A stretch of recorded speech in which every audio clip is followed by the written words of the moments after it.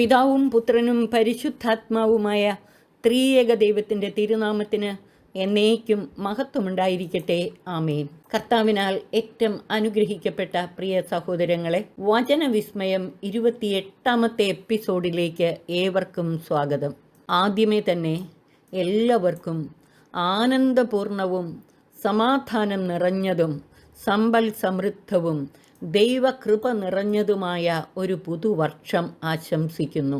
കഴിഞ്ഞ 2 എപ്പിസോഡുകളിൽ നാം ധ്യാനിച്ചതനുസരിച്ച് ഒരു പുത്തൻ ഉണർവോടും പുതുചൈതന്യത്തോടും കൂടെ നമുക്ക് പുതുവർഷത്തിലേക്ക് പ്രവേശിക്കാം. പുതിയ നിശ്ചയങ്ങളോടെ പുതുവർഷത്തിലെ ജീവിതം ആരംഭിക്കാം. 2025 ഈ പുതുവർഷ പുലരിയിൽ നാം ധ്യാന വിഷയമാക്കുന്നത് ലൂക്ക 2:21 മുതൽ 38 വരെയുള്ള വാക്യങ്ങളും എഫേസ്യർക്ക് എഴുതിയ ലേഖനം 4:17 മുതൽ 24 വരെയുള്ള വാക്യങ്ങളുമാണ്. ആദ്യമായി ലൂക്ക 2:21 മുതൽ 38 വരെയുള്ള വാക്യങ്ങൾ നമുക്ക് ധ്യാന വിഷയമാക്കാം. ദൈവദൂതൻ നിർദ്ദേശിച്ചതനുസരിച്ച് ദിവ്യ ശിശുവിന് അവൻ്റെ മാതാപിതാക്കൾ യേശു എന്ന പേരു നൽകി. മോശയുടെ നിയമമനുസരിച്ച് ശുദ്ധീകരണത്തിനുള്ള ദിവസങ്ങൾ പൂർത്തിയായപ്പോൾ അവർ അവനെ കർത്താവിന് സമർപ്പിക്കാൻ ജെറുസലേം ദേവാലയത്തിലേക്ക് കൊണ്ടുപോയി. കടിഞ്ഞൂൽ പുത്രന്മാരൊക്കെയും കർത്താവിൻ്റെ പരിശുദ്ധനെന്ന് വിളിക്കപ്പെടണം എന്നും 1 ജോഡി ചെങ്ങാലികളെയോ 2 പ്രാവിൻ കുഞ്ഞുങ്ങളെയോ ബലിയർപ്പിക്കണമെന്നും കർത്താവിൻ്റെ നിയമത്തിൽ പറഞ്ഞിരിക്കുന്നതനുസരിച്ചാണ് അവർ അങ്ങനെ ചെയ്തത്. ലേവ്യർ പുസ്തകം 12-ാം അധ്യായം 2 മുതൽ 8 വരെയുള്ള വാക്യങ്ങളിലാണ് ഇത് പറഞ്ഞിട്ടുള്ളത്.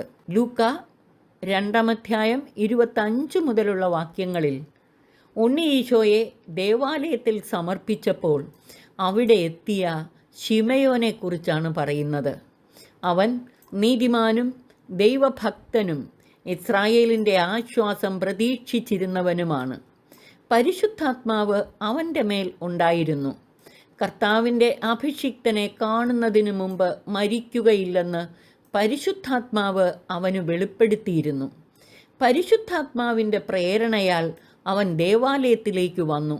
ഇവിടെ എടുത്തു പറഞ്ഞിട്ടുള്ള ശിമയോൻ്റെ സവിശേഷതകൾ ശ്രദ്ധിക്കുക. അവൻ നീതിമാനും ദൈവഭക്തനും ഇസ്രായേലിൻ്റെ ആശ്വാസമായ മിശിഹായെ പ്രതീക്ഷിച്ചിരുന്നവനുമാണ്.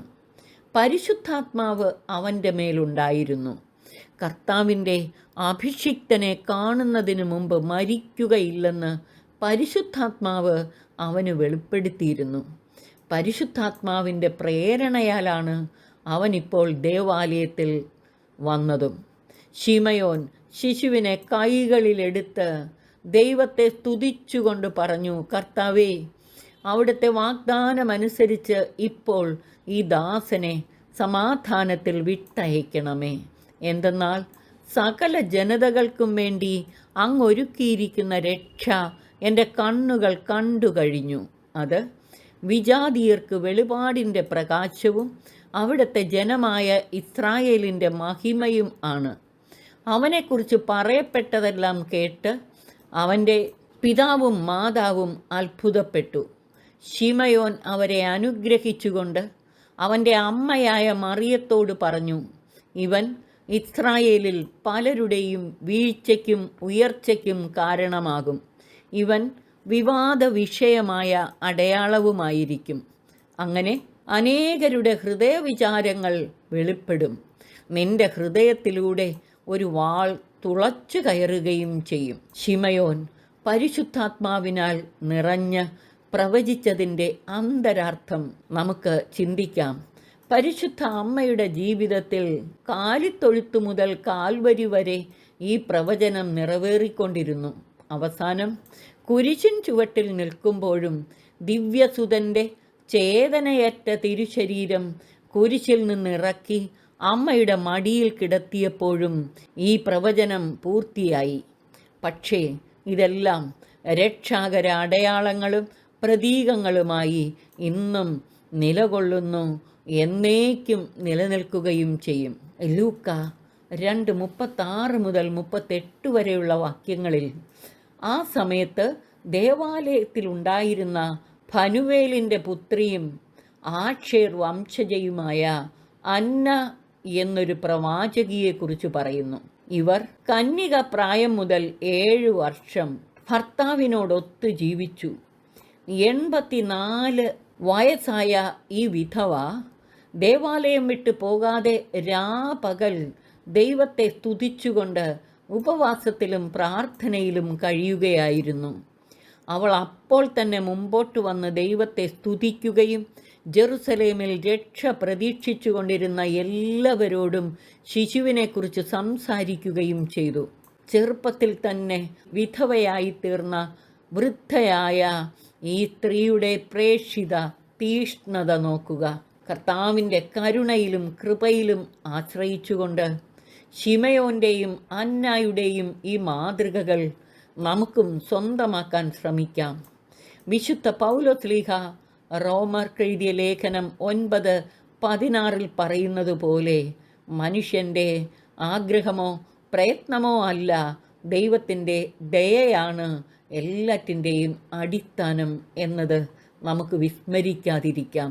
അതിനാൽ ദൈവത്തിൻ്റെ കരുണയിലും കൃപയിലും ആശ്രയിച്ചുകൊണ്ട് നമുക്ക് മുന്നേറാം. വിശുദ്ധ പൗലോസ്ലീഹ എഫേസ്യർക്ക് എഴുതിയ ലേഖനം 4:17 മുതൽ 24 വരെയുള്ള വാക്യങ്ങളിൽ ക്രിസ്തുവിൽ നവജീവിതം നയിക്കേണ്ടത് എങ്ങനെയാണെന്നാണ് ശ്ലീഹ നമ്മെ ഉദ്ബോധിപ്പിക്കുന്നത്.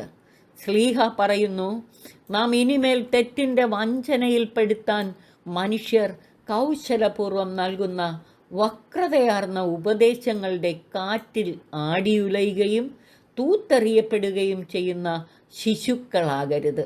പ്രത്യുത സ്നേഹത്തിൽ സത്യം പറഞ്ഞുകൊണ്ട് ശിരസായ ക്രിസ്തുവിലേക്ക് എല്ലാ വിധത്തിലും നാം വളരേണ്ടിയിരിക്കുന്നു.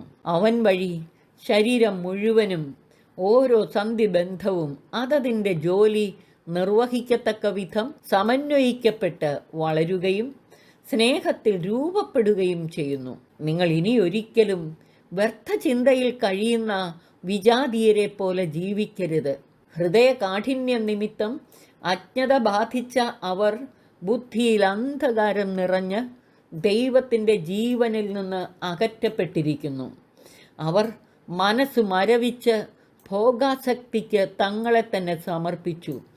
എല്ലാത്തരം അശുദ്ധികളിലും ആവേശത്തോടെ മുഴുകി. പക്ഷേ ഇതല്ല നിങ്ങൾ ക്രിസ്തുവിൽ നിന്ന് പഠിച്ചത്. നിങ്ങൾ യേശുവിനെക്കുറിച്ച് കേൾക്കുകയും സത്യം തന്നിലായിരിക്കുന്നത് പോലെ തന്നെ അവൻ നിങ്ങളെ പഠിപ്പിക്കുകയും ചെയ്തിട്ടുണ്ടല്ലോ. നിങ്ങളുടെ പഴയ ജീവിത രീതിയിൽ നിന്ന് രൂപം കൊണ്ട വഞ്ചന നിറഞ്ഞ ആസക്തികളാൽ കലുഷിതനായ പഴയ മനുഷ്യനെ ദൂരെ എറിയുവിൻ. നിങ്ങൾ മനസ്സിൻ്റെ ചൈതന്യത്തിൽ നവീകരിക്കപ്പെടട്ടെ. യഥാർത്ഥമായ വിശുദ്ധിയിലും നീതിയിലും ദൈവത്തിൻ്റെ സാദൃശ്യത്തിൽ സൃഷ്ടിക്കപ്പെട്ട പുതിയ മനുഷ്യനെ നിങ്ങൾ ധരിക്കുവിൻ. പൗലോസ്ലീഹ എഫേസ്യർക്ക് എഴുതിയ ലേഖനം 5:14 പറയുന്നു, പ്രകാശിതമായവയെല്ലാം പ്രക്ഷോഭിക്കും. ഇങ്ങനെ പ്രക്ഷോഭിക്കുന്നതെല്ലാം പ്രകാശമാണ്. അതുകൊണ്ടാണ് ഇപ്രകാരം പറയപ്പെട്ടിരിക്കുന്നത്, ഉറങ്ങുന്നവനെ ഉണരുക, മരിച്ചവരിൽ നിന്ന് എഴുന്നേൽക്കുക, ക്രിസ്തു നിന്റെ മേൽ പ്രകാശിക്കും. കർത്താവിൽ പ്രിയരെ, നമുക്ക് ഒരു പുത്തൻ ഉണർവോടും പുതു ചൈതന്യത്തോടും കൂടെ കൃപാപൂരിതരായി പുതിയ തീരുമാനങ്ങളോടെ പുതുവർഷത്തിലെ നമ്മുടെ ജീവിതം ആരംഭിക്കാനുള്ള ശക്തി പ്രാപിക്കുന്നതിനായി നാം ശ്രവിച്ച ഈ തിരുവചന ചിന്തകളും വചന സന്ദേശങ്ങളും ഹൃദയത്തിൽ സംഗ്രഹിച്ച് തൃപാദത്തിലിരുന്ന് നമുക്ക് ധ്യാനിക്കാം. പൊന്നുനാഥ, ശിമയോനെ പോലെ നീതിമാന്മാരും ദൈവഭക്തരും യേശു മിശിഹായെ പ്രതീക്ഷിച്ചിരിക്കുന്നവരും പരിശുദ്ധാത്മാവ് കൂടെയുള്ളവരും ആത്മാവിൻ്റെ വെളിപ്പെടുത്തലുകൾ ലഭിക്കുന്നവരുമായി അങ്ങുമായുള്ള കണ്ടുമുട്ടലിൻ്റെ അനുഭവത്തോടെ ജീവിക്കാൻ ഞങ്ങളെ സഹായിച്ചാലും. വൃദ്ധയും വിധവയുമായ അന്നയെപ്പോലെ അങ്ങയെ സ്തുതിച്ചുകൊണ്ട് പ്രത്യാശയോടെ പ്രേക്ഷിത തീഷ്ണതയോടുകൂടെ ജീവിക്കാനും 2025 ഞങ്ങളെ സഹായിച്ച് അനുഗ്രഹിച്ചാലും. നാഥ, വിശുദ്ധ പൗലോസ്ലീഹ എഫേസ്യർക്കെഴുതിയ ലേഖനത്തിലൂടെ ഞങ്ങളെ ആഹ്വാനം ചെയ്തതുപോലെ ക്രിസ്തുവിലൊരു പുതിയ ജീവിതം ആരംഭിക്കുവാൻ തക്കവിധം ഞങ്ങളിലെ പഴയ മനുഷ്യനെ എല്ലാ ബലഹീനതകളോടും കൂടെ ദൂരെ എറിഞ്ഞ് പുതിയ മനുഷ്യനെ ധരിക്കാനും ഞങ്ങളെ സഹായിച്ച് അനുഗ്രഹിച്ചാലും.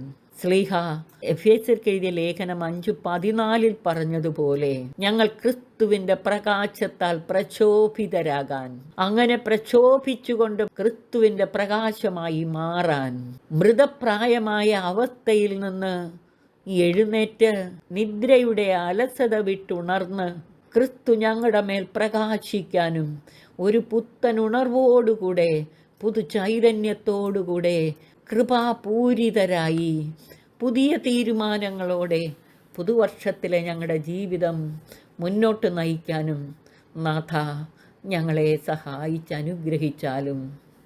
പിതാവിനും പുത്രനും പരിശുദ്ധാത്മാവിനും സ്തുതി, ആദിമുതൽ എന്നേക്കും. ആമേൻ.